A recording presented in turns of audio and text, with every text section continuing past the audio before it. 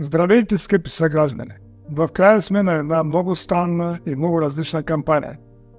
Различна, защото партиите, които управляват държавата, в коалиция, така наречената сглобка, тя се разпада пред очите ни на съставните си части.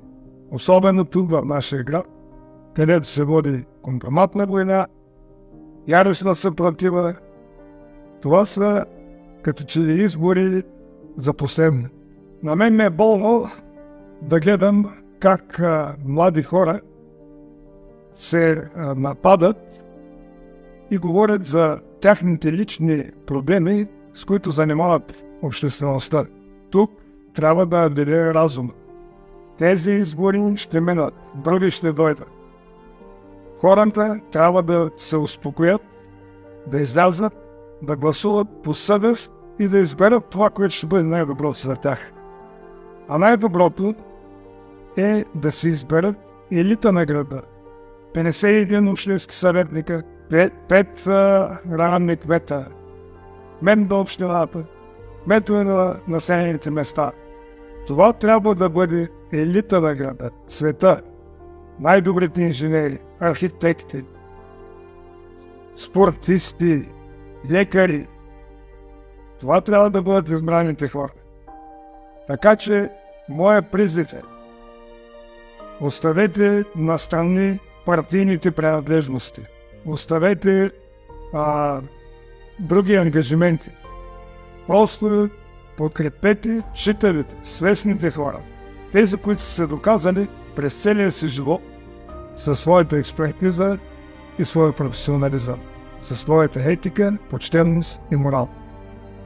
Живял съм в Германия години наред и не мога да си представя, че там редовия германец ще позволи на някой немски политик да му предложи да купи гласа. Абсурд! Този германец, достоен човек, ще получи инфаркт от обида за това, че някой си е позволил да постави неговия морал под въпрос и неговото достоинство. Достоинство, чест, морал. Това са думи, които българина заслужава да възвърне в своето самосъзнание. Защото дали от беднотия, дали от простотия, дали водени от някакви други, как да го кажа, не мога да си намеря думите вече, хората започнаха да гледат на изборите като една възможност да изкарат някой лев. Тези пари ще се похарчат и после ти как ще изискваш от този политик той да работи за теб? Не можеш да изискваш. Той ще ти каже: аз те купих тебе за жълти стотинки. Ти ли си човека, който ще ме кажеш? Така че призовавам най-вече младите хора, в които е бъдеш. Излезте, застанете с чест, налинете са на опашка, както беше в Полша на последните избори, до 2 часа без 5 минути. Опашки вън. Излезте и гласувайте. Има значение. Има значение и подкрепете достойните хора. Аз няма да ви излъжа, няма да ви подведа. Работя с много млади хора и всички те знаят, че аз като кажа нещо, давам мъжката си дума и после държа нея. Постигнал съм доста неща в този живот.